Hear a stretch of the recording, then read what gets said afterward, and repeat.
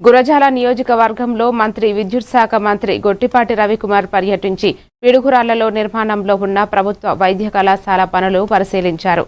MP లావు, MLA అరపతినేనితో కలిసి పనుల పురోగతిపై అధికారులతో సమీక్ష నిర్వహించిన మంత్రి ఏప్రిల్ 15న ఓపీ బ్లాక్ ప్రారంభానికి అవసరమైన ఏర్పాట్లు పూర్తి చేయాలని ఆదేశించారు. ఈ ఏడాదిలోనే మెడికల్ కాలేజ్, ప్రభుత్వ ఆసుపత్రిని ప్రారంభిస్తామని తెలిపారు. అనంతరం మాట్లాడుతూ రాష్ట్ర అభివృద్ధి, రాజధాని అంశంపై గత ప్రభుత్వ వైఖరిని విమర్శిస్తూ కూటమి ప్రభుత్వం సంక్షేమంతో పాటు అభివృద్ధికి కూడా సమాన ప్రాధాన్యం ఇస్తోందన్నారు.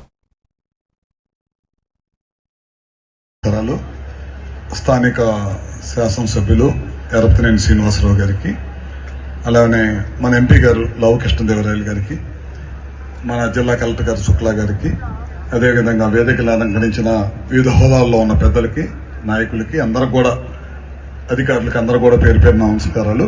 అన్ని విషయాలు కూడా ఎంపీ గారు కానీ, ఎమ్మెల్యే గారు, కలెక్టర్ గారు అన్ని విషయాలు కూడా చెప్పారు. ముఖ్యంగా ఇవాళ మేము ఇక్కడ రావడానికి ముఖ్య కారణం ఏంటంటే మెడికల్ కాలేజీని ఎట్టి పరిస్థితుల్లో తొందరలో పూర్తి చేయించి రేపు రాబోయే సంవత్సరంలో మనం హాస్పిటల్ని ప్రజలకు అందుబాటులో తీసుకురావాలి. పక్కన కేంద్రం వైపు కళ్ళు తెరిచి చూడాల్సి వస్తుంది. అదే కనుక మన అమరావతి డెవలప్ అయ్యి ఒక పెద్ద రాజధానిగా నిర్మించుకుంటే కనుక హైదరాబాద్ లాగా మనం కూడా సంపద సృష్టించుకోవచ్చు. ఆ సంపద ద్వారా రాష్ట్ర ప్రజలకి అభివృద్ధి బాటలో ముందుకు తీసుకెళ్ళగలం. ఇట్లా అన్ని కార్యక్రమాలు ఈ ప్రభుత్వం అధికారంలోకి వచ్చిన తర్వాత చేస్తా ఉన్నాం.